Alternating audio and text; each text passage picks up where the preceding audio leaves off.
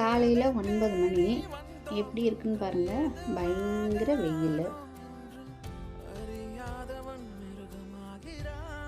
அதாவது என்ன சொல்கிறது, வெயில் அடித்தா கொடுமையாக இருக்கே, ஷீட்டாக இருக்குன்னு சொல்லி பார்த்தா கூடவே சேர்ந்து மழையும் பெய்ஞ்சு அது இந்த மாதிரி தண்ணி இறஞ்சிருக்கு.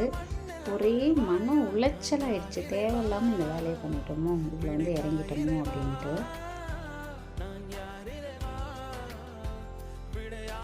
அப்புறமா எல்லா இடத்தையும் பெருக்கி தள்ளி முடிச்சதுக்கப்புறம் என்ன தான் பண்ணுறதுன்னு பார்த்தா செலவு மேலே செலவு வைக்கும் போல் என்னால் இதுவே சமாளிக்க முடியல. இதுக்கே நான் ரொம்ப கஷ்டப்பட்டு தான் ரெடி பண்ணியிருக்கேன்.